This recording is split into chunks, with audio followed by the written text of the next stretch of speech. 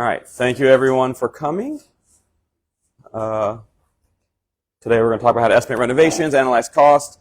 We've got Sam and Charlie from Clear Sky Financial here to talk about that with us, but we're going to go over our little spiel that we have to go through every month. So what is GRID? GRID is a global real estate community built for investors by investors. So this is the largest investor or largest realtor-led investment group in the nation. We're not gurus, we just kind of tell you our real world experiences and have other people that come and speak about their experiences. So if you have any questions, we're always happy to help, or we can find someone who knows what they're talking about a certain topic, and they can help you. So our mission is to connect, learn from, and collaborate with like-minded people interested in building wealth and creating impact through real estate. We are all here for pretty much the same reason, which is how to become wealthy using real estate as the tool. Oh, here you go. You're on. This is a new slide, so I haven't seen this one yet. We are on a wealth building journey. The goal is to achieve the income flip by building and buying assets that generate enough passive income to cover our expenses. So this is the 7 levels of wealth, or what we call the income flip.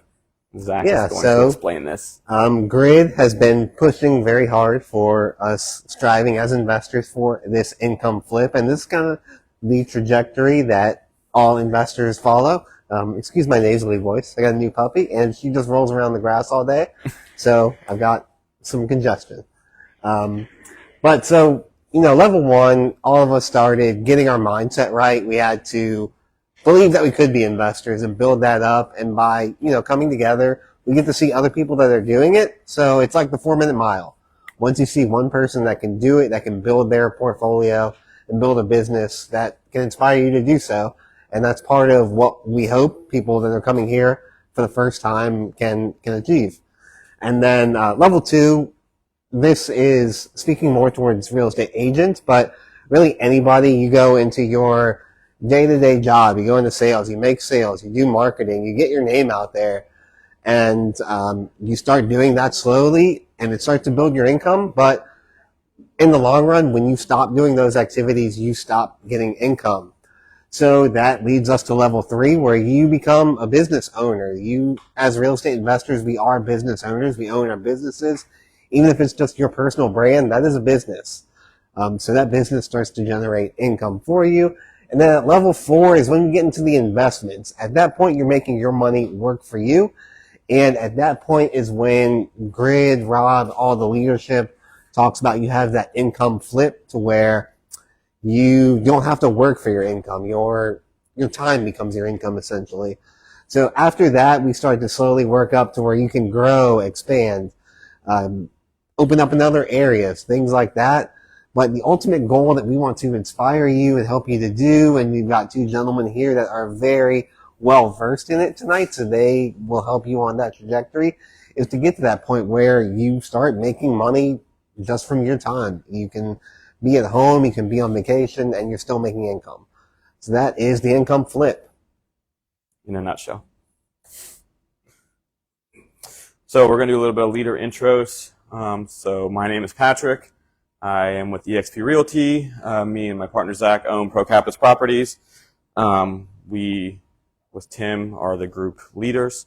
We wanted to do GRID because we wanted to be able to help other people get into the investment journey. Me and Zach started with one quadplex we bought 5 years ago and had no idea what we were doing and really no clue. And then we went from 1 to 9 units. After we did that from 1 to 9 units in the first year, and we were like, ooh, this is a lot of fun. Now we're up to 14, and we do flips. And so we're on the path of trying to help people also do it. Because once you do it one time, it's really easy. After that, you just kind of fail forwards, right? So that's me. Yes, as Patrick mentioned, I'm Zach Wessolleck, co-owner of ProCapitus Properties with eXp, and I focus more so on our retail side of the business. So right now, we are looking for anybody that is maybe looking to sell their home. They need a little bit of work done to it, but they don't want to come out of pocket. So we specialize in helping people get that work done and then they can pay at a later date. We guide them on that journey and help them to do that. So if you know anybody that is in that situation, feel free to see us after the meeting and we'll get that started. Now I'll kick it to you, Tim. I'm Tim Dineen with Keystone Funding. I'm a mortgage lender by trade. Been doing it for about 10 years. And for many people, buying their first home, that's their investment, and usually it stops there, or they sell their home and buy the next one. So I'm really excited to have everyone out tonight who's trying to learn a lot more and to grow their wealth through real estate, and we're happy to help. Absolutely. And sorry. So after we do our intros, we like to get everyone else to introduce themselves, say a little bit about themselves. You don't have to go too much into detail, answer the questions if you want. So let's start with Our guest of honor. Give a 30-second. 30-second pitch. So I'm Sam Jackson. Charlie and I have been working together for about 20 years. And we followed their 7-step model more or less. And we started with real estate sales, and then we did a lot of flipping like you're describing that you're doing. And after about 15 years of that, we opened a hard money business. So we have both rental portfolio, a hard money business, and we still flip properties. So we have a few things going on, tax liens as well, and that's a little bit on our background. Vanessa Ward. I'm just here to learn. Trying to dip my toes into the water. So we'll see what happens. All right. Tanya Buckles. This is my second time here. I am currently an investor. I have one property in Texas that I have a long-term rental in. I have a couple of tax lien certificates also, so I do a little bit of that.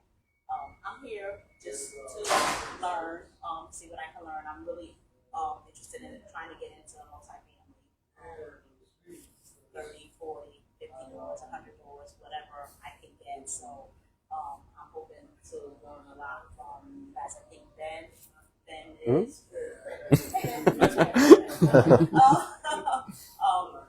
hoping to learn as much as what I can from you guys so that I can, move on. Awesome.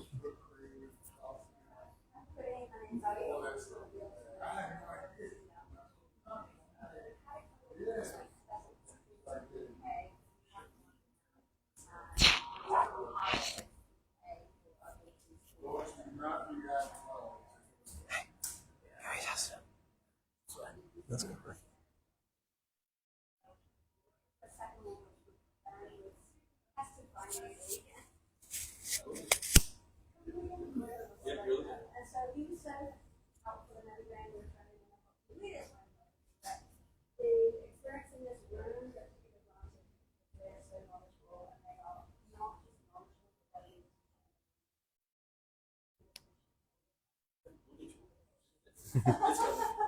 Go ahead. Hello, I'm Marlon Gomez. I'm a contractor and I'm also waiting for my real estate. My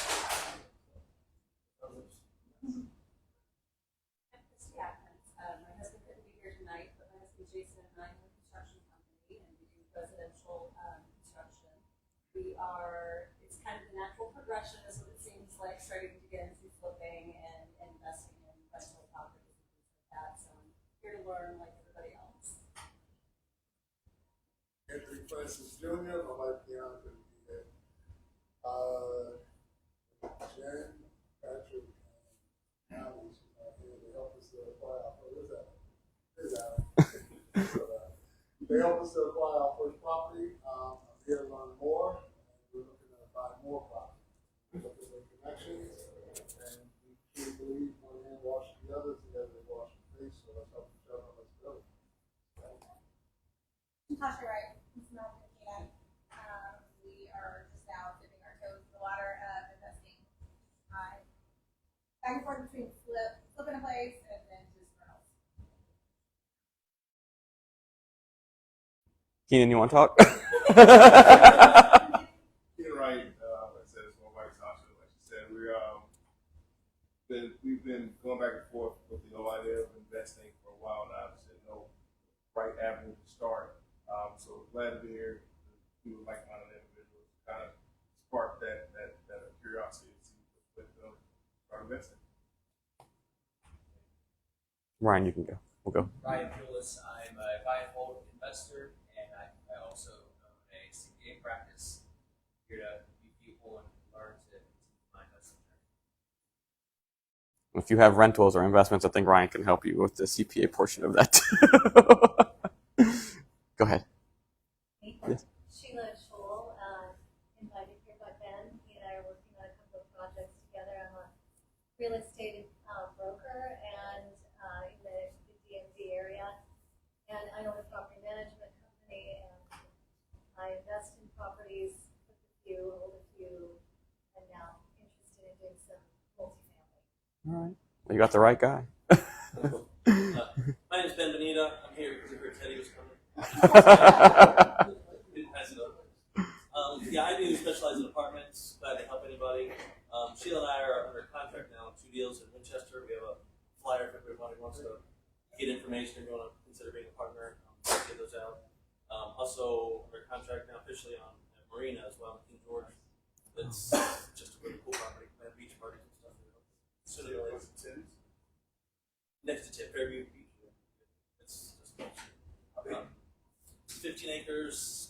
You know, the marina has. There was. You ever heard of Rick's River? Yeah. Was that it's that property? Rick's lost their lease. So his lease expired at the end of April. So we're gonna have a new restaurant in there. And also got there's a house right behind there too that sits on 5 acres. That's it's awesome. It's cool. It's really neat. That's awesome. Excited about that. If you have any questions about the 2 deals in Winchester, any questions, you can call them. Glad to help you. Nice. We'll go to you. Hello, I'm Sandra Brandon. I am a realtor, an investor, a native New Yorker, and I am pleased to be here making connections. I was informed about this event by Mr. Charles. Oh, no. All right. I'm Matt McAdams. I have a couple properties currently, and I'm looking to become better friends with Ben here. And waiting on Patrick and Zach to put me in one of their deals. So just here to Go ahead, Mark. Oh, that's Mark Cawthorn, Home Contract Services, my business. I do a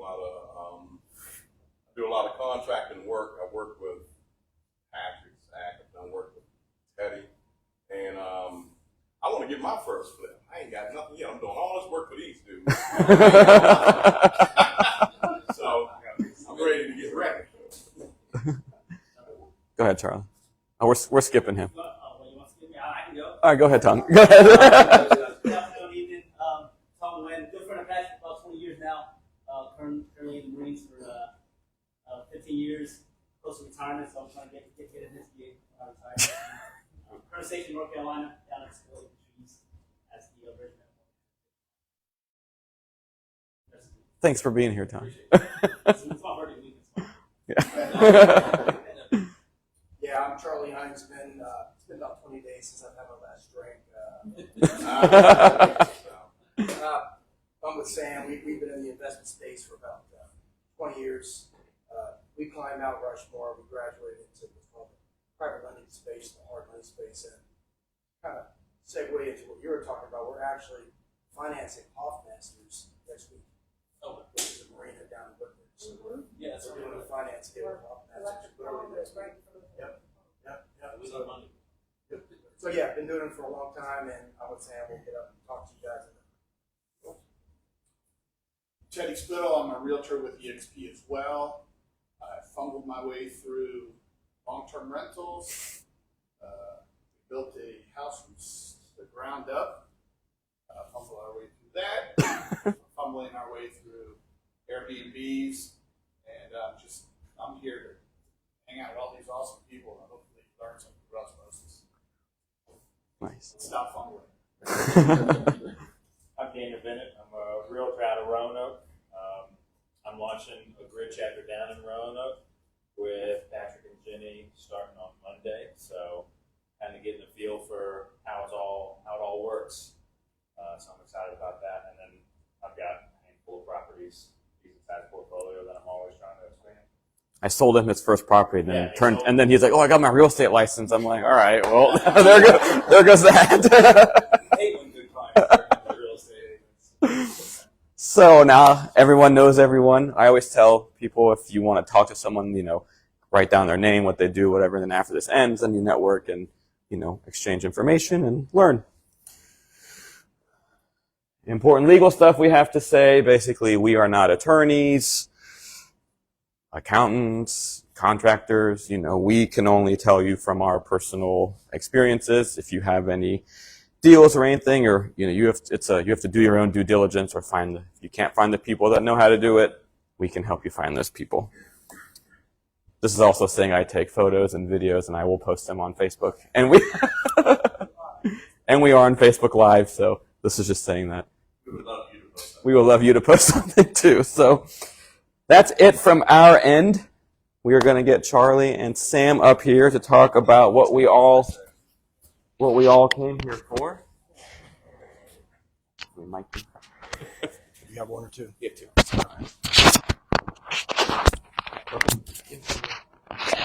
And then which button?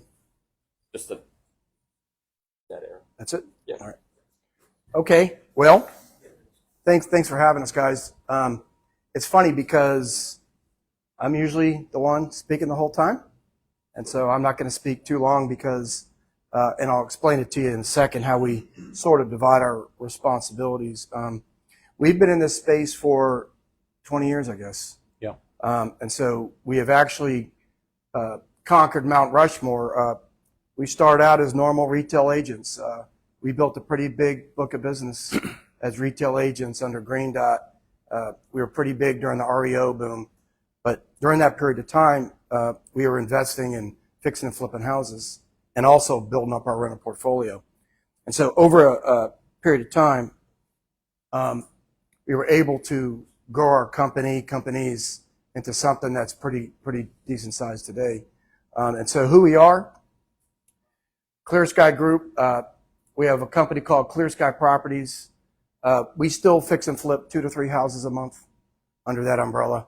Matter of fact, we've just recently bought, between April and May, we just recently bought 4 houses, or in the process of buying 4 out of a couple of them. We have a rental portfolio because along the way, instead of fixing and flipping, we ended up keeping a bunch. So right now, we're probably at around 50 properties on the rental side. We own an industrial parking lot by Manassas Airport. It's a 3-acre piece of industrial property, so we're in the commercial game. We got a couple commercial properties. We also have another company called Clear Sky Financial. That's how you guys pretty much will know us. We're what's called a hard money lender, a private lender. We lend to fix and flip investors. We have fix and flip renovate loans because one of our bigger sets of clients these days are contractors, because a lot of contractors are finding fix and flip deals. And so instead of doing contracting work for clients, they're also being able to double dip. They're able to make their normal contract premium plus get the profit off the fix and flip. So a lot of contractors are entering into the fix and flip space.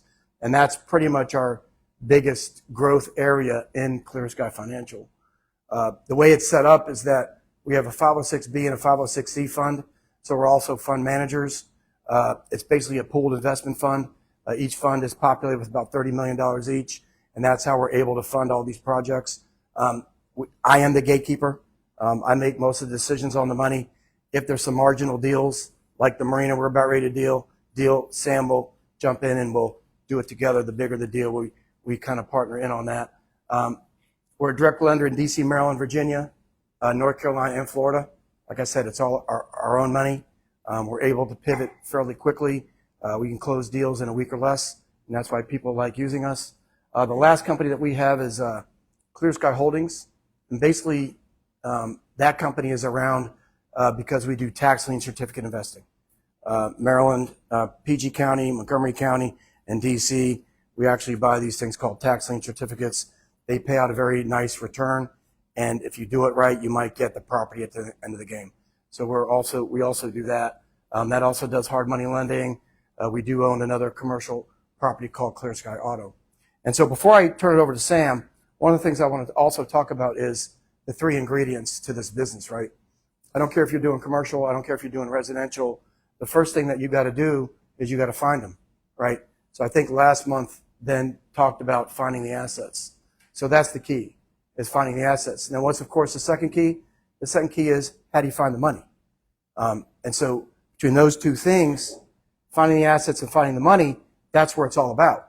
But then, more importantly than finding the money is how do you do the renovations? That's the third ingredient to this mix. So if you can learn to do those three ingredients, then you guys have got what it takes.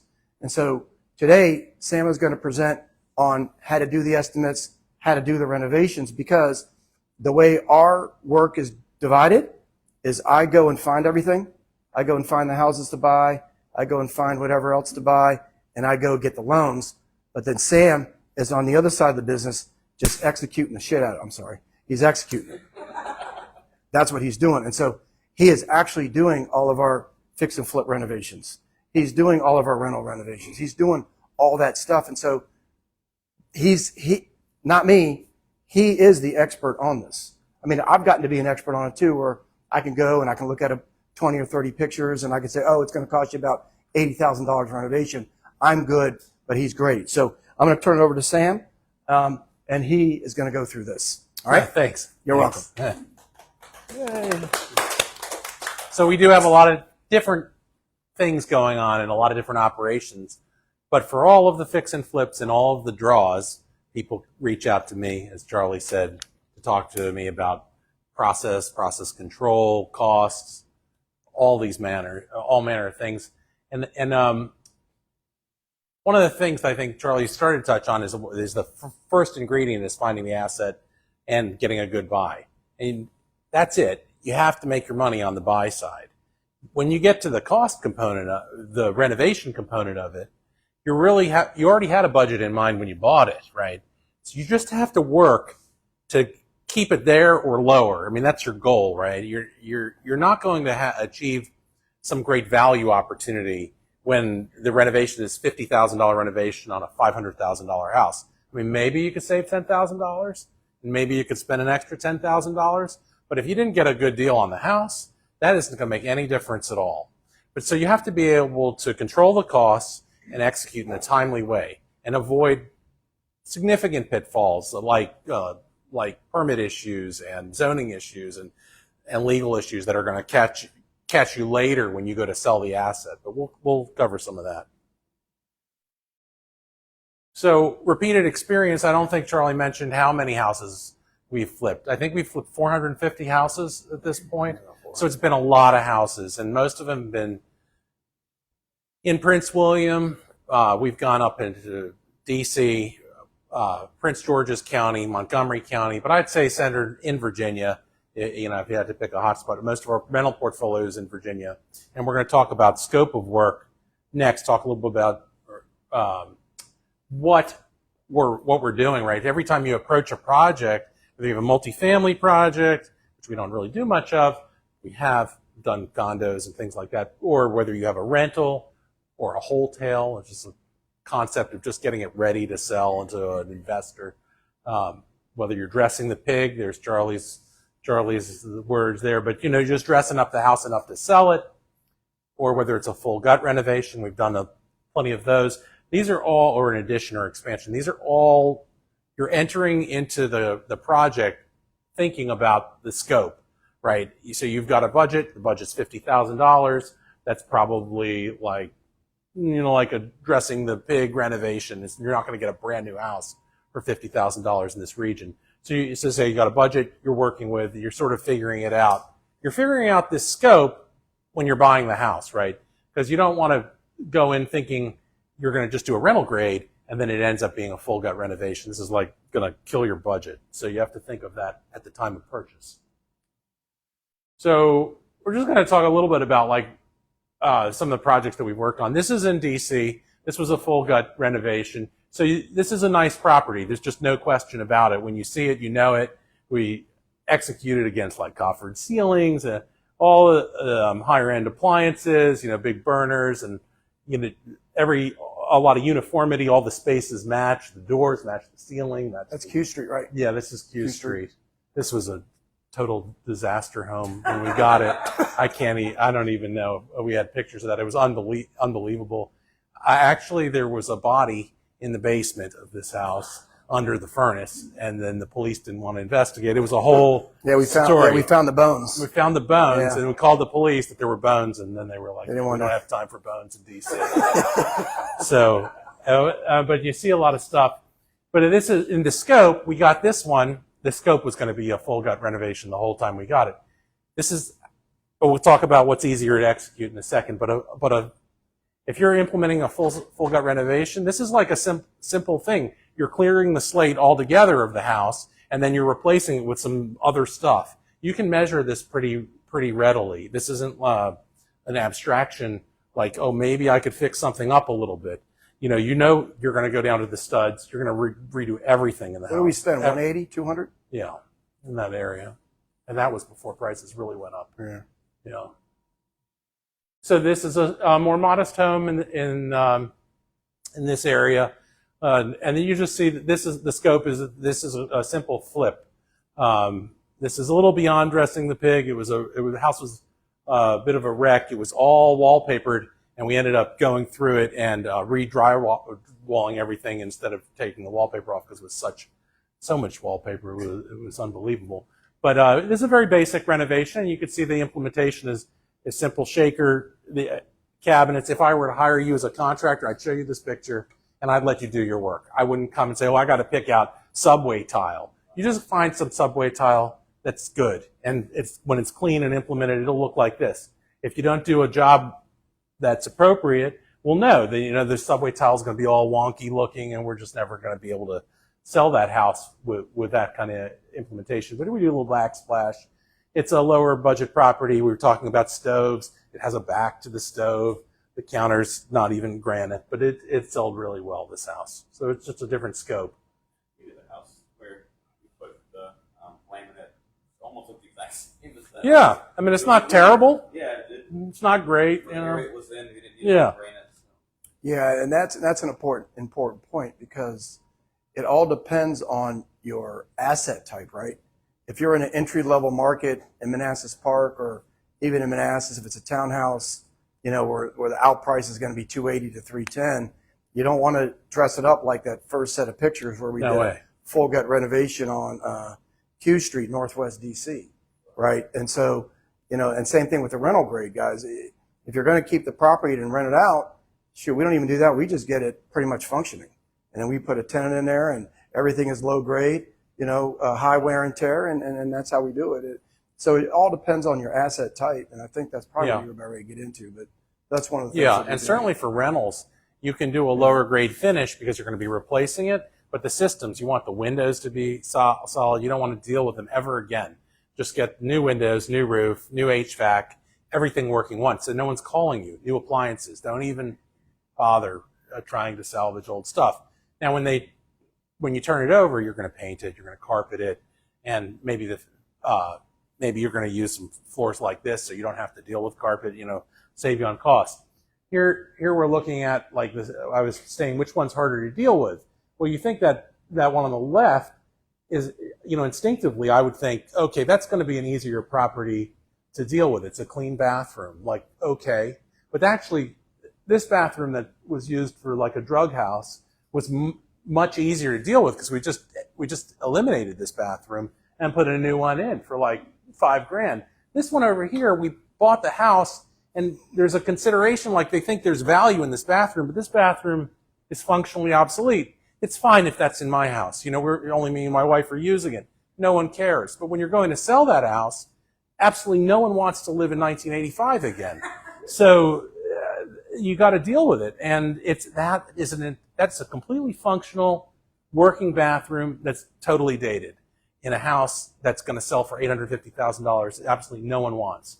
So I'm going to have to eliminate that wall, reconfigure it for a freestanding tub, do all kinds of things in it. And turns out to be a much, much more expensive project than the house that's just a wreck. You're going to get a much better value point on your wrecked house than you will on your like quasi out-of-dated house. That's just an important consideration when you're looking at scope when you go to buy these properties. And of course, if you're not doing it yourself physically, it doesn't really matter what it looks like, right, in terms of the work effort. It's just numbers on a page. So here's another, which one's harder to deal with, right? This is the same problem set we have here, except the pictures are flipped. So the one on the left is a completely ruined kitchen. There's just absolutely nothing to salvage in it, and you could go right to the walls and throw it all away. The one on the right, when I saw the pictures of it, we recently bought this house. If you remember, if you notice it, we're trying to wholesale this house at this moment, but we're going to probably do a full renovation. You go in this house, and that kitchen. Is that Dave? That's Dave. Yeah, Okay. This is one we have on Dave. We just listed it 2 days ago as is to sell it. You go into this house, and you almost think that kitchen could be kept until you walk around it a little bit. And, the counters are Korean, and they're mismatched to the cabinets, which are barely sort of holding together. And the appliances are sort of odd sizes, like old or narrow appliance sets. And it's another tricky thing, right? Do you paint these, change the handle sets, and add granite and some new appliances, but then you're left with like these beat cabinets, or you just remove everything, and now you're into a whole new scope of work. You got to do a backsplash and this, that, and the other. So same problem, scope, and thinking about this before you get started is the best thing ever. Yeah. So, and same here, we have a smaller project. So this is on a rental house that we've had in our portfolio for quite a while, and it recently turned over. The tenant had been really hard on the house, but she had never asked for any repairs, and she was a fine tenant for many years. I got there, and I came across this front window. And so we're up against the problem. Well, the window was really functional, but the house has just terrible curb appeal with that older window when you compare it to some of the other houses. And so we started looking at replacing the window, at this time, because we were doing a renovation, and we want to deliver it into like the highest of the rental market. So this window, you could replace it with a flat window. It would be quite a lot less expensive, but ultimately we have to sort of weigh the cost. Do we do a $2,500 window? Do we do sort of a halfway job at a $3,500? We need to put a $4,500 window in, and there it is afterwards. But this is just on a rental. Like the rental was cycling through a long part of a cycle, right? It hadn't been renovated in 15 years, like fully renovated. So we did this now. So if we come upon selling it again, first of all, it's going to rent for a lot more, and that window is going to be good for 30 years. So by the time we sell it, that's going to still have a nice character to it, and we'll get that moving. So people will have the benefit of more efficient property and also, more curb appeal. These kind of smaller projects can run into some significant cost, because when you're turning over a rental, you don't really want to spend $4,500 on a window. But if you're doing a major overhaul of your rental, you'll sort of figure it out. Okay, this is going to be like 30 grand to get this place straightened out, and then we're going to get way higher rent, and our asset value is going to be way up. Did we have any supply chain issues with that? Yeah, so for this one, we wanted an in-stock window because we didn't want to order it for 8 weeks and then have them come and try to do it after the new tenant is in and whatnot. So yeah, so our contractor went around and he looked everywhere for a window that would fit it, that's in stock. So he had found one that was on sale, had been a lot less expensive, but the brick was like an inch too narrow, so he couldn't utilize it. So anyhow, he had to go and find this one that was available in stock, quite a bit higher price. And we just moved forward with that. So yeah, the supply chain issue, the speed of execution makes a huge difference in our cost. Like, so we're going to carry it another month without a tenant for $2,700 waiting on this window for months. Like, we have a project in DC that we took over from someone. They didn't have the windows. We had to order the windows. The windows have a long lead time. We're just sitting on our hands with that project. So supply chain's a big concern, and I know speed to completion really is important to consider. You get into some larger projects. I was at this site today. These pictures are from a day or two. The picture on the left is maybe 3 weeks ago.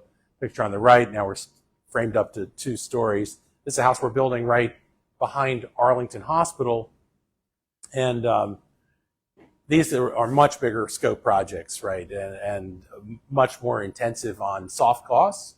Like, you're looking at architectural work, engineering work, a lot of talking to the local zoning people, doing plans, permits. This is a very long lead time project. You don't want to take on, at an early stage in your investment, life cycle. Any large projects, I wouldn't take on anything with an addition, anything with another level. I wouldn't definitely not build a house. But if you get farther enough along, you end up dealing with this sort of thing. And then there's a lot of interaction with the contractor on something like this as you're trying to like control costs and make sure the space is something that's going to be marketable when you're done. Because the plans look like one thing and then they start building and you're like, yeah, we can change the insides. We need to make some changes. And before you know it, you're back with the engineers slowing things down. So this isn't something to just jump into. That's just one house? This is a single house, yeah. So what's the address? 17? It's on Edison, North Edison. 1729 North Edison. Yes, you go down North Edison right behind the hospital, You can't you'll miss find it. So what's interesting to some degree is that you see these old walls here. This had to be kept in order to have the existing footprint of the house. So we started this project and we had plans to build off of the existing footprint of the house, and we had some exceptions for like coming out. The BZA allowed us to come out a little bit and this and that. Well, as soon as we took the house down and we're going to leave the walls, we found that the house didn't have any concrete foundation. So it delayed us 3-4 months while they approved a concrete slab for the construction. And then we had to fabricate these walls again. These are like the old walls, theoretically, and they had to remain, and we had to work from the inside out so we didn't disrupt the neighbor's property. So this was here we are, just building the foundation. This was later packed with insulation, filled in, and then they started going up with the framing. So that's, yeah, please. That missing foundation is like a huge thing. I've lived a bunch of houses too and had a couple of surprises like that. That's biased towards apartments now, but yeah, it does, like your first flip and something like that happens, you can get buried. If you don't buy it right. Yeah. That's exactly right. You guys know what they're doing. So. Well, you do learn exactly like that. Our first flip in DC, we followed. We bought that house. What was that first one in DC we got? And it didn't have foundation walls at all. Right. Is it the one in Petworth, Engrained?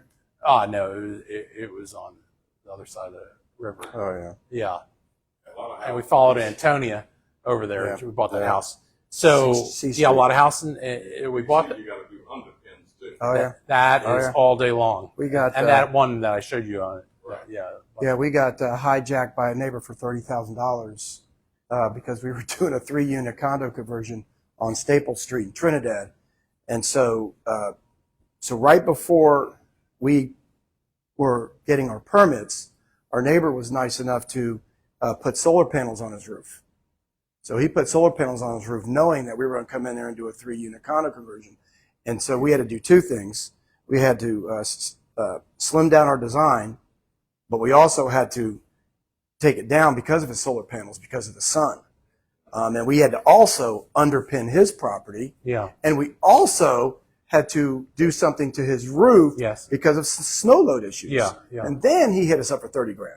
So we also, and this isn't uncommon in DC, on Holbrook where we're working, on Holbrook where we're working, which is around the corner, the same circumstance happened. The neighbor just was aware and then requested some cash to get it moving. Yeah. I don't know, I'm not sure. But that's why this whole thing is near and dear to our heart, because obviously from the renovation standpoint on the fix and flips, right, it's pretty straightforward. But for us, just as important, if not more importantly, we have to understand every aspect of the renovation for our borrowers, because not only do we got to keep us safe, we've got to keep our borrowers safe. And there are so many times where we have vehemently disagreed with their renovation budget. As a matter of fact, I'm going through one of those deals right now in Canton. Do you guys know Canton in Baltimore, right next to the Inner Harbor? So Canton is by so you got the Inner Harbor kind of circles around, and then Canton is right next to it. Very high dollar properties. Well, this one particular person is buying an end unit grow home.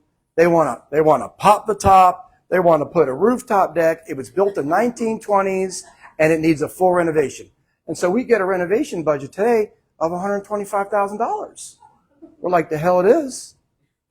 Yeah. First of all, they supposedly have plans and permits, but they're giving us a $125,000 renovation budget, but they haven't even seen the plans yet.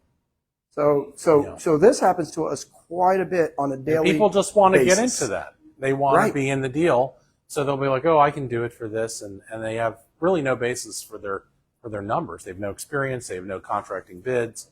So that does happen with a lot of frequency, like every day.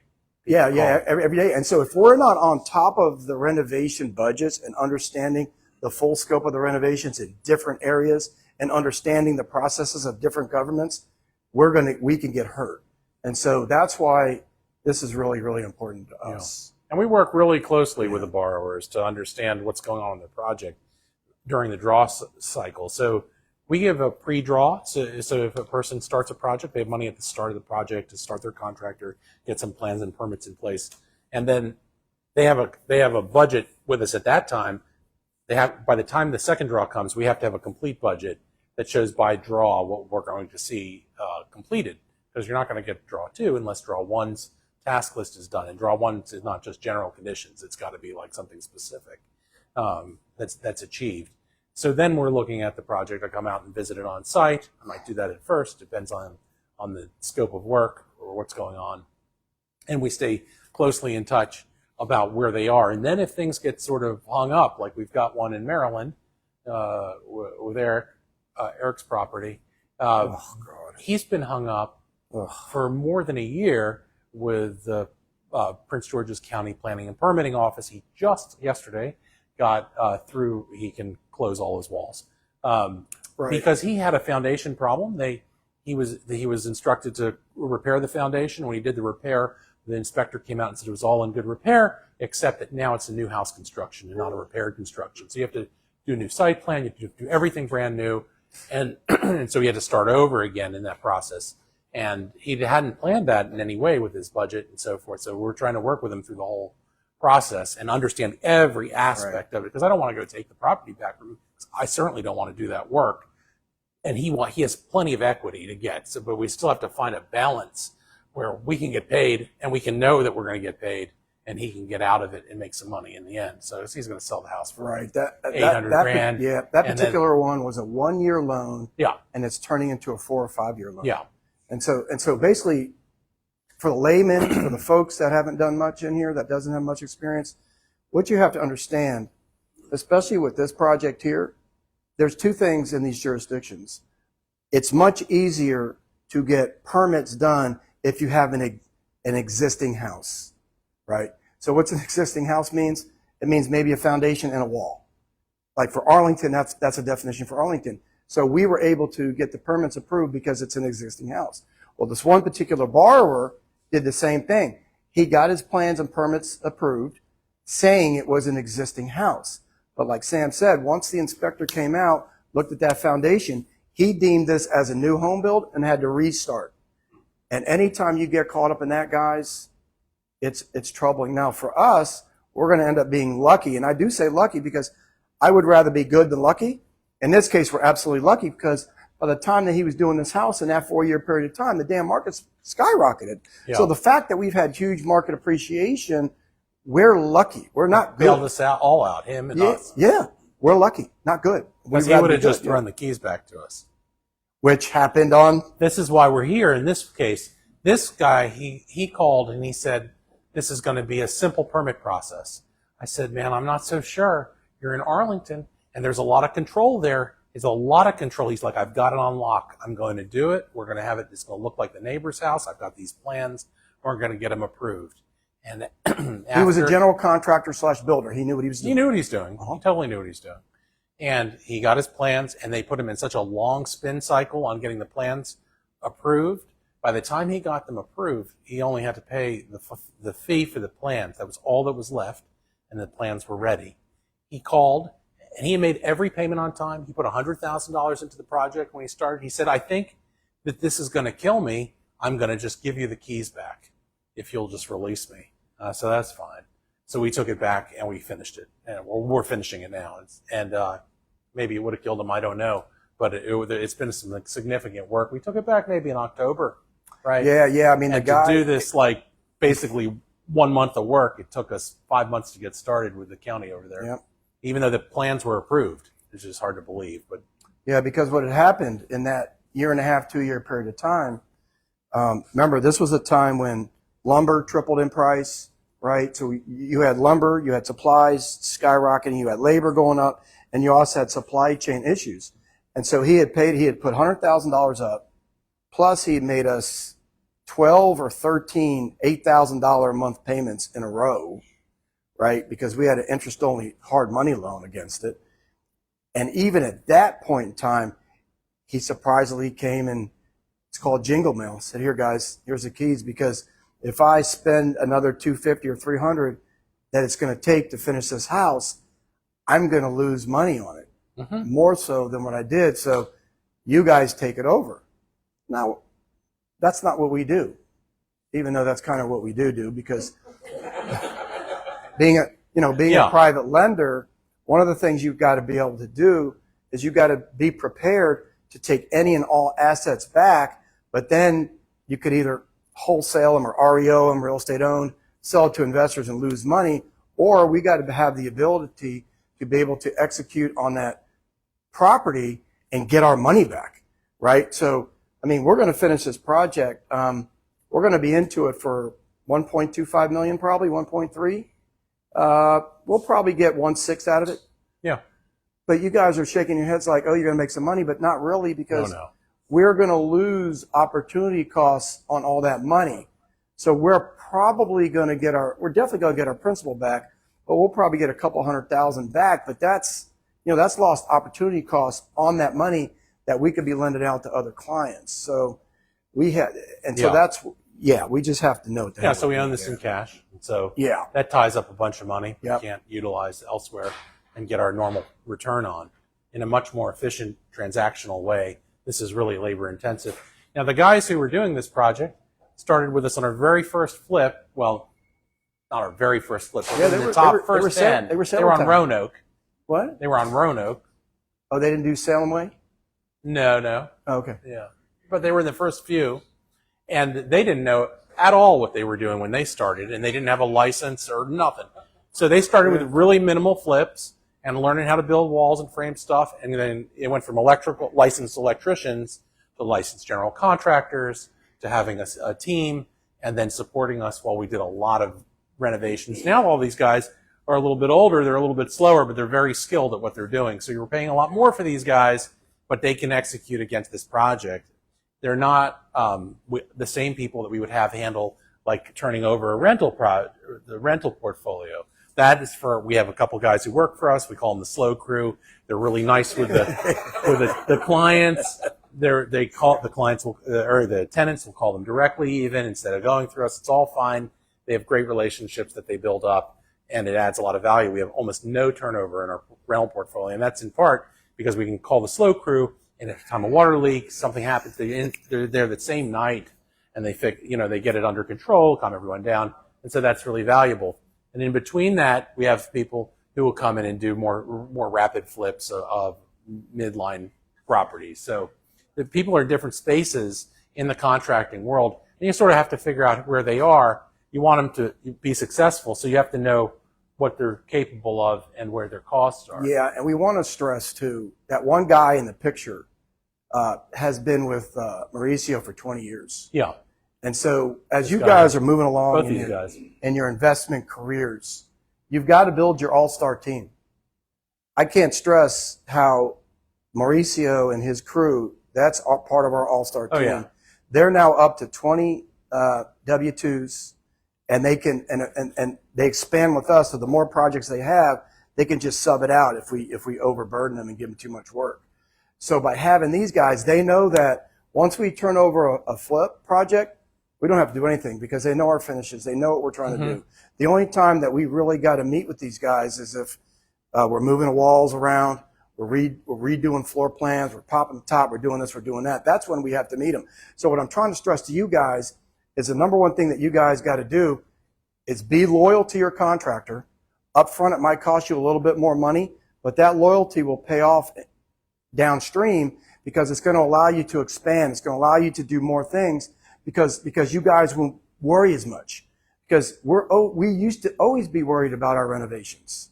But hell, I mean, everything is just plug and play with us right now. We don't worry about a single thing. We've got guys here building this house for us, and we are not at all worried at all what kind of job they're going to do. Oh, no. They're going to do a slam there. dunk job because those guys did the same.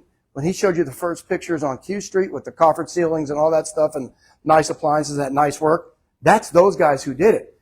But they couldn't have done that stuff 20 years ago. No chance. Oh, they were awful. Yeah, they were like our slow crew. Yeah. But they grew with us. They did. Yeah. Yeah. And the thing is that they're all a good contractor or any vendor or any person who's working with you or for you is going to try to over deliver, right? You're going to be happy to pay them at the end. You're not going to be in a struggle. If you find yourself in a struggle to pay your contractor, like, oh, I don't think it's of that much value or whatever, this may not be like a perfect fit for you on a long-term basis. It may have worked once. Maybe you need to look elsewhere. But if your contractor is coming to you with ideas and they're a little over delivering and, you know, they clean up outside when they said they were just going to do the inside job, and you're seeing more than you expected, then you're going to be like, oh, okay, can I make a payment and get this going and keep this relationship going? So keeping the relationship going is not having your contractor necessarily nag you for a payment. That's not going to be a great way to have a long-term relationship, right? You have to be timely.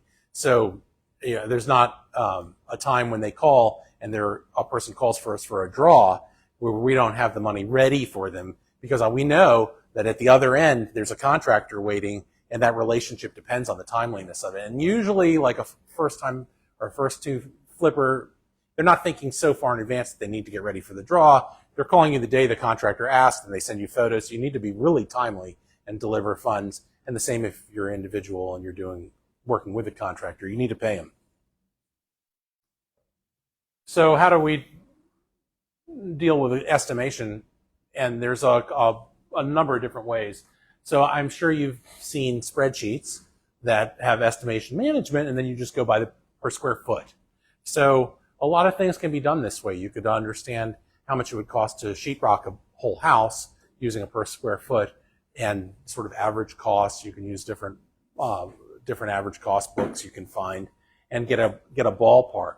But it's not entirely effective on flips where you've got those in-between properties where you can improve them to a degree, because you don't know how much of a degree you need to improve them, how much you can salvage. So the per square foot works a lot better when you're doing like a total renovation. But when you're doing a house that you're sort of dressing up, you might want to tell the person that you've got a $50,000 budget, tell the contractor you've got a $50,000 budget. What could you cover in the scope of a $50,000 budget that needs to be done here? And then you sort of go through the house and say, well, I absolutely need to get new counters. I need new HVAC. We could salvage the cabinets, or we're looking at the driveway. A lot of ways to do a driveway. So when you're buying a house that's from us, we want you to have a product that at least the driveway is going to be decent for 5 to 10 years, right? That it's not like misrepresented, that it's sort of shiny but not functional for that period of time. But to get a 5 to 10 year driveway, there's a couple ways. You could do it like you do at your own house. You just pull out the whole driveway and put in a nice one with this really solid foundation. It's going to last 20 years as standard driveway length. But all you need is 5 to 7 years. So maybe you can sort of scrape back half the driveway, compact it, and then do 2 inches over part of it, and then a full driveway over the rest, and sort of do a partial, right? And I've done this even in my own house before we get to ripping out everything. Sort of the in-between point. And the difference is on this house on Dave Drive that we just looked at, the difference is a brand new driveway is going to be, say, $25,000 to $30,000, and a driveway that's going to last 5 to 10 years without any problems is going to be more like $13,000. So you have to think it, and I could probably find someone to do it for $8,000, and it probably wouldn't last too long, and the edges would sort of break. When you put your boat on it, it would collapse. And you don't want to deliver product like that. We're in business a long time. We don't want people calling back and saying, hey, I've got a problem, I can't, 2 years later, or something like this. So you want to be able to not get those callbacks, because we're still in business and our reputation's out there. And I think in the end, you see the finished quality difference too when you get to a property, if it's been properly put back together. So this is one tool of estimate management, and I don't use this tool too much because I've done this a lot of times. I used this type of tool a lot initially, and now I'm into more rounded figures. Like I go into a house, and I say, okay, the floors are going to be about $6,000 in this 2,000 square foot house. We're going to do some carpet and everywhere. And then if I'm going to do new click floors, I'm going to say, okay, well, that's going to be probably put me up about $12,000 for the whole thing. So we're just sort of doing a rounder numbers, but that's because I have greater level of experience paying the bills. So then we get to thinking about, like, how are we doing the tasks? How are we getting them done? They have to be done in some sort of order, and that's what we have as a draw schedule. And a draw schedule will break down all the individual items. I'm going to get permits and dumpsters and do site prep, and then I'm going to put those probably in draw 1, and then later on in draw 4, I'm going to have the appliances. So we're trying to stage out the project and understand what can be seen and done. And this helps people manage their project. So they've got the cost control they're managing, and then they've got the delivery of the project they're managing. And both of those are pretty important to the process. But not as important as really understanding where the whole profitability of the project is. And this is a project that we just did on Greendale. It's a live enough example. We purchased it in November. You can't see this too well. We purchased it in November of last year, and we sold it in January of this year, and we spent a total at the bottom. It was a one level $21,000. Yeah, it was a one level golf course villa condo over there. One car garage. It was about, what was it, Sam? About 2,400 square feet. Yeah. 3 bedrooms, 2 baths. Yeah. And it was in pretty decent shape. Yeah, we got hit with a surprise at the end. The HVAC was completely gone and had to be replaced. Yeah, well, how much did that cost? $3,900. So it's a percentage of the total $21,000 budget that we had there. That's a pretty high. Then that again goes to 15%, 20%. 15%. Yeah, I mean, you need a 20% physical cost overrun, and that's a perfect example. This is still a very profitable project. Now, so we call this number, I call it the CJE number because Charlie invented it, but what we're doing is just determining the return off of the sale price of the house. And what was it? What is and it? this is 11% in this 11%, model. yeah. So the total sale out price on the thing was $432. So we made $48,000 on this. Yeah. house. So this particular one was a courthouse buy. At one of the auctions in Prince William County. And one of the things that we do, guys, especially if you're going to get into the fix and flip game, you're going to have your expenses, your buy costs, right? Your selling, closing costs, your holding costs, obviously your renovation costs. But the most important cost that you need to put in there is your profit margin, and keep that as a cost. Yeah. Right? Because that's why we're in business, right? Is to make money. And so when Sam talks about our margins, we have goals. And so like in Virginia, our fix and flip margins between 8 and 12%. If we can't get between 8 and 12%, then we just move on. And 8% is actually kind of low, because if you only had a slim 8% profit margin, any run up in your renovation is going to sink you. Any change in the marketplace is going to sink you. So some of our worst, now best buys, we call them rentals. Because the market, it was a slim buy, profit margin wise. The market changed a little bit. Renovation scope might have changed a little bit. And so we were breaking even. So we just said, heck with it. We're going to keep it in our rental portfolio. Now, of course, it's great. Yeah. But back then it wasn't so great. And so in Virginia, we run an 8 to 12% profit margin. If you're in Maryland, especially on the PG County side where the inventory is a little bit older, especially the neighborhoods that border DC, our target margin is between 15 and 20%. And in DC, our target is between 20 and 30% profit margin. Because if I'm renovating a property in Petworth that's a 1920 row home that needs a full gut $210,000 renovation, A lot of time.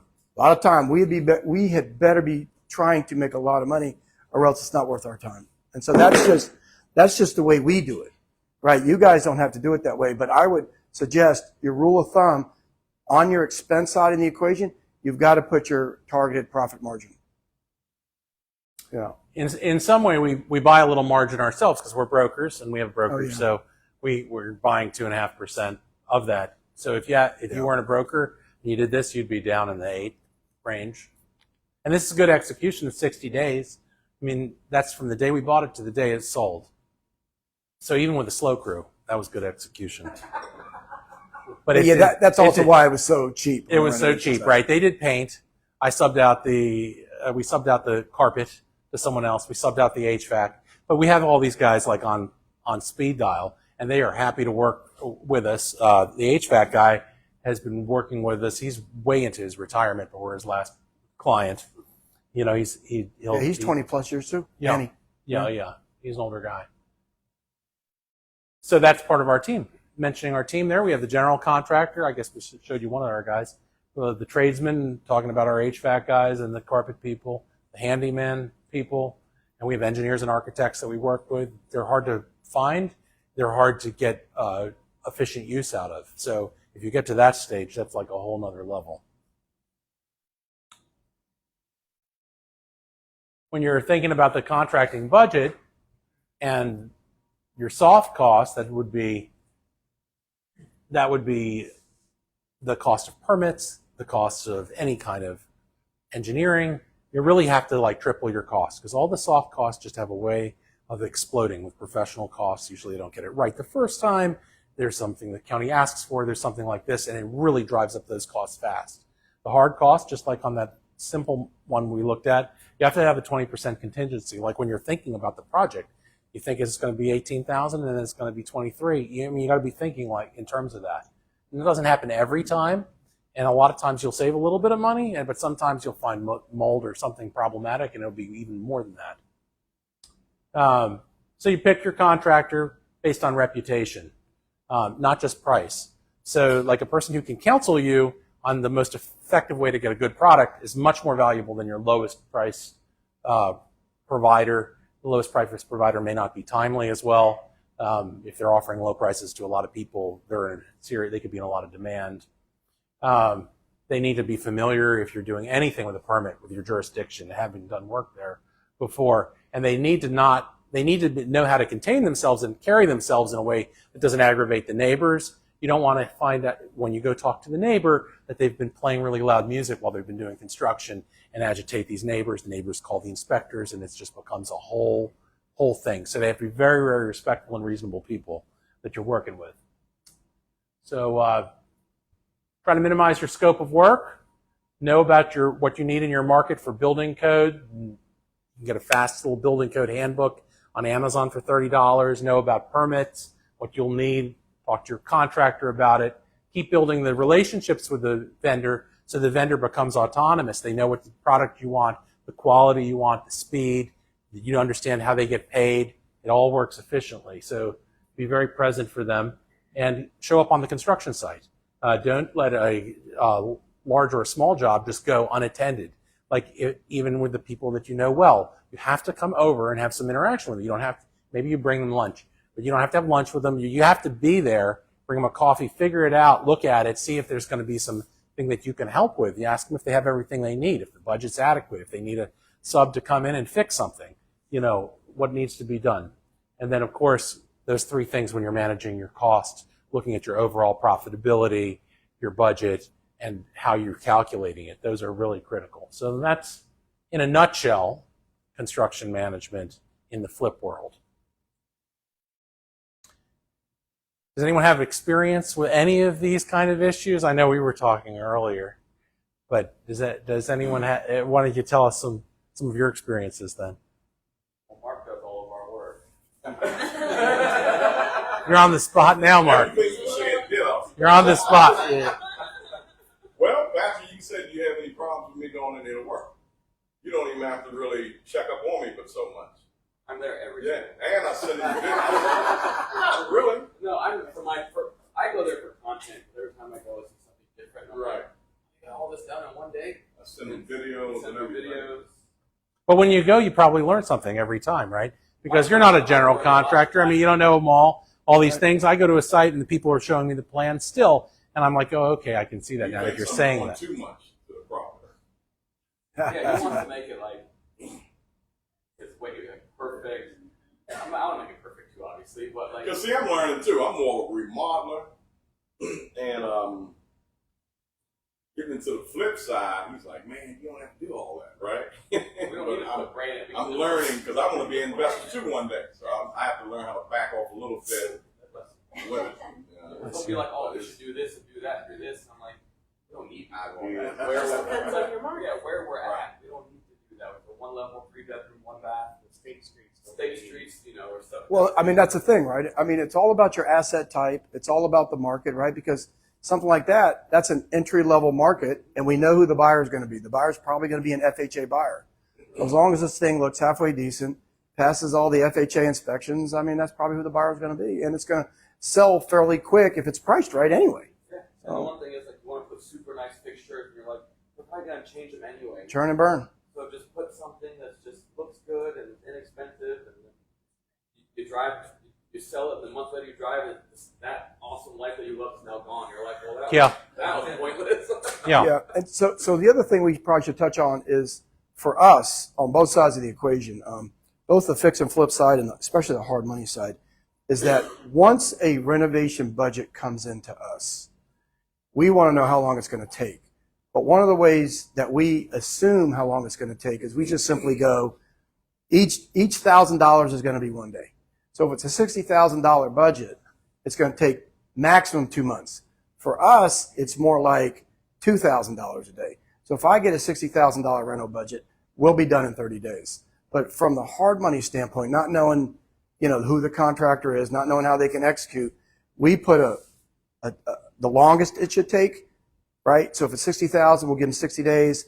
We'll give them another 30 days on the market, another 45 days to sell, because that helps us build in the timing of our loans. And so for us, it's very important for us to understand. And that's just kind of a rule of thumb for us. It's not for everybody, but that's just the way we do it. It works pretty well. If you think about how many folks do you have on your crew? 4 people. 4 or 5 guys on site. Now, if I put 15 people on site, would I suddenly get 3 times the amount of work done at your site? You think I would? Yeah, but then I ain't gonna make any money. So something's happening there where it's not as efficient, right? Right. So you put a lot more people on. It's not necessarily they're working on top of each other. So that's why you can only sort of burn so much money at a time. This crew, they don't have to tell them what to do. They just walk in Yeah. and they know what to do. Yeah. Mm-hmm. That's wonderful. But see that's the value, right? Because what that does is that allows you to scale. He'll scale with you, hopefully, but that allows you to scale. That allows you to do 2, 3, 4, 5 projects at a time, as long as he can handle it, right? Because that's going to be your choke point if you can get that many projects. Now, it's easier said than done. Yeah, there's times in the market where you can get a lot of projects. Yeah. There were times where we were doing like 1 a week for a long time. Yeah. Yeah. So what happened was back in, we went through the REO crisis, right? 2008, 2009, 2010. REO, real estate owned. And so what happened was the banks were they were taking all the properties back, and they were listing it with us REO agents, right? Put on the MLS. Well, something happened, and they changed their course of action.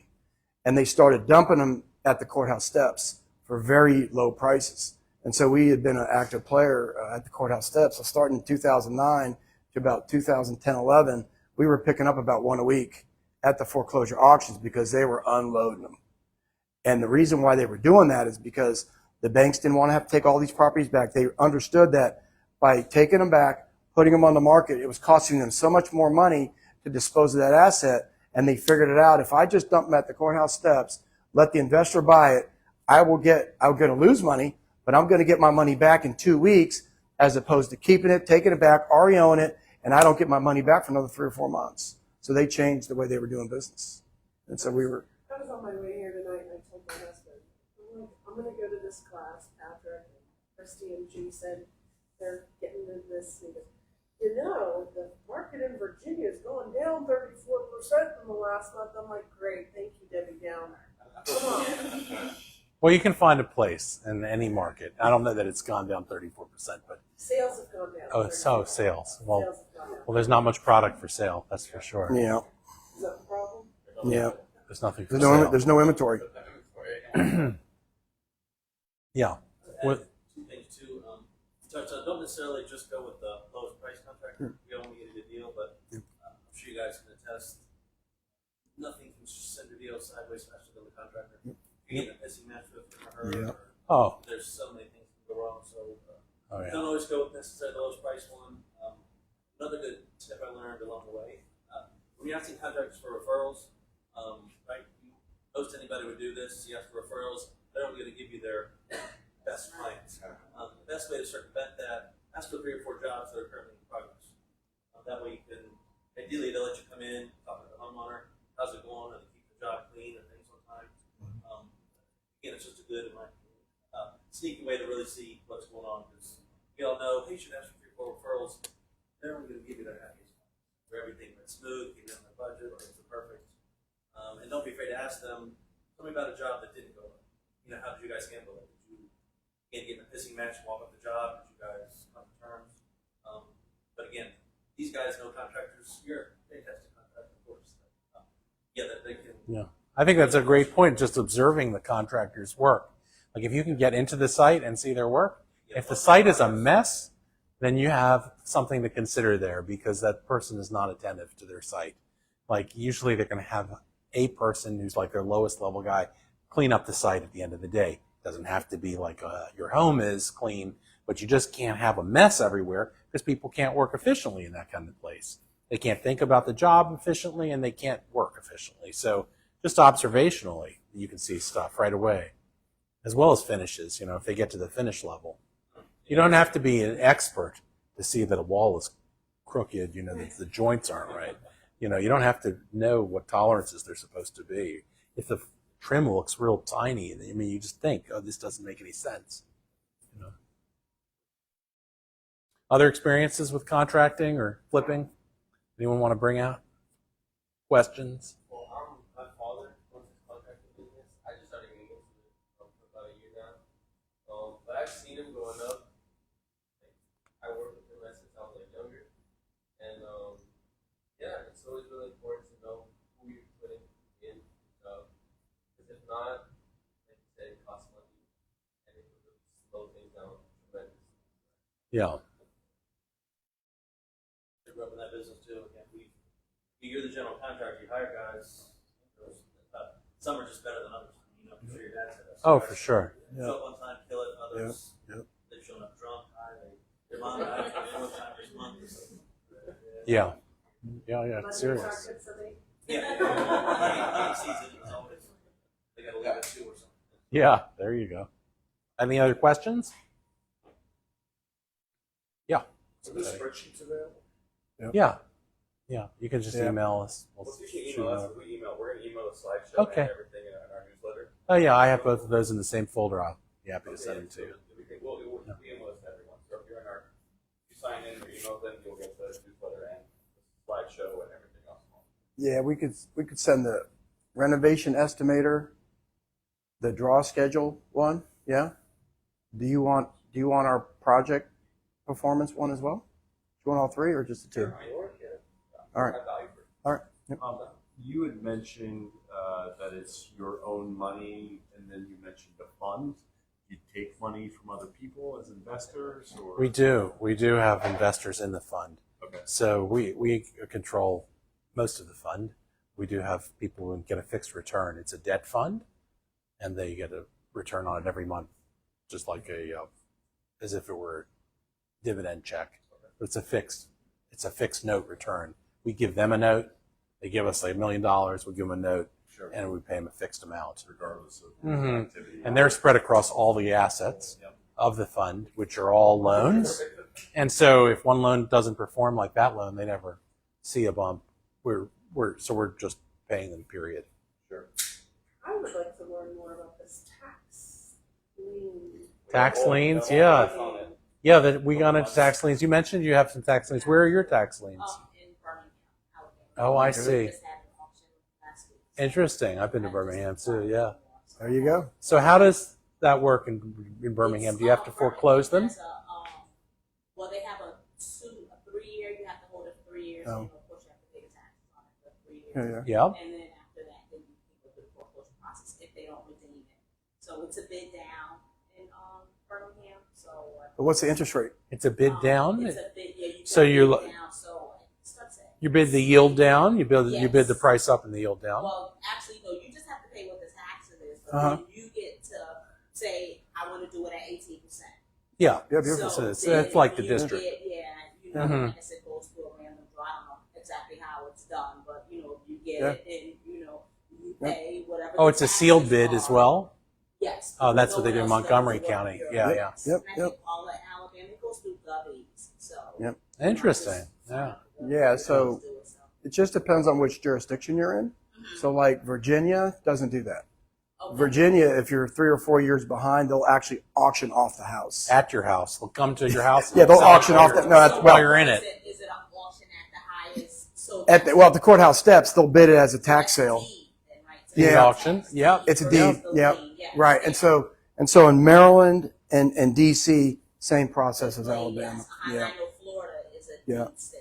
right. Yeah, I was looking at some Yeah, stuff. yeah. When I was trying to bid Yeah. on some stuff in Florida, you know, that's like the highest bidder, which I'm quite sure Right. the auction is. And you know, I've done a couple in North Carolina, but Yep. they have a 10-day. If you win, even if you win in North Carolina, Yeah, 10 days to, somebody, can bid you up. Still come out bid Or you close, within yep. those next 10 days. Oh, interesting. Yep, yep.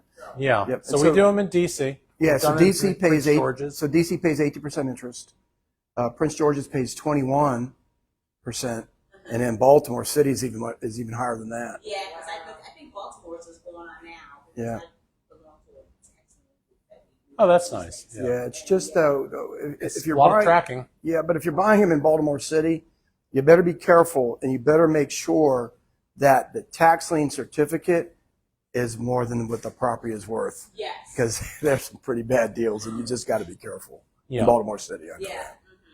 So you true up the tax lien, and then they pay you interest, Yep. and then Yeah. maybe in the future Yep. you can also get the property. Yep. Right. So that's Called- correct. Yeah, it's called a quiet title lawsuit. Yeah. And so if you very narrowly target Yep. the properties you're looking for, you raise your odds of getting one of the quiet titles, which is where the big win is. And the 18% is great. The first year, you're not necessarily getting the 18% around here because you're bidding against other people. You're bidding that yield down. So you're paying more for the tax lien than it's paying 18. So you might get 5% in the first year. But if they have been stacking up a lot of debt, then subsequent years, they could take years to pay off, and you're going to get those at 18%. And so if they have a high tax, I mean, it's nice if you have the money, you can buy a $100,000 a year return at 18%, and nothing is going to be more secure in the world because the government's going to pay you back. And then maybe you get the asset at the end if you've thought about it. We have a great asset in Kalorama. It's an embassy. Ethiopian The embassy. Ethiopian embassy. They didn't moved pay their out. taxes. And so they have some Ukrainian stuff going on in it or whatever. Stay tuned. And they're not paying their bills and whatever. They've partly redeemed, but we still get all the we get to buy the tax liens every year, and it's a lot of money, 18%. So it's good all day. And so the other thing too about these tax liens is that you become by you owning the tax lien certificate, you become superior on the lien chain. Exactly. So if there is a first, second mortgage on there, then you move to the head of the line. So Tying it back to the contracting, they're the worst properties in the world, the ones we go after. They're all blighted and vacant, and the rates are running at the highest rates. And they are really tough to deal with when you take them over because they're in a blighted status. You have to completely sort of permit it, remediate it, and then get the blighted status removed. You got to do that fast because that meter is ticking when you own it too. It's still blighted just because you bought it doesn't mean it's unblighted. You got to get everything done, permits. It could have been we bought them fire damaged, all the way burned all the way through, and no roof and water all up way in the basement. And you got to move fast because you'll burn up a lot of money in blighted status. They don't give you a break, till it's fixed. Well, thank you. Thank you for your time thank you guys. tonight. Thank you. Appreciate it. So, thank you for coming. Either way, to connect with us. We'll have this whole recording live on YouTube, our YouTube channel, here next week. Sorry for Facebook group, but that's the wrong URL, so disregard that. If you want to know about the future events that are coming up, you can go to gridwoodbridge.com, sign up for our email list, most of you are already on it, since we have all the information. But all the future events over the next 3 to 6 months are going to be on that website. Also, if you haven't joined our meetup yet, our meetup has the whole year, the dates and everything of the whole rest of the year of the meetups that we're doing. The QR code at the front, if you scan that on your way joined our meetup, but I highly recommend you do it.